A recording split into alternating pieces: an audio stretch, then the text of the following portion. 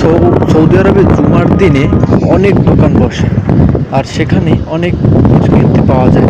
তো আমি আসলাম আজকে, দেখলাম কি কি এই বাজারে উঠছে।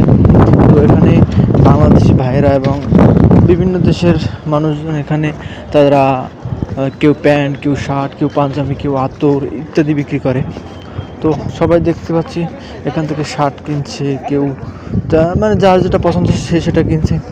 তো তবে আমি কিছু প্যান্ট খুঁজতেছি, এখানে বিক্রি করতেছে সোয়েটার, শীতের সোয়েটার, যা একটি সোয়েটার গায়ে দিলে মানে শীত পালাবে এমন সোয়েটার, অনেক ভালো।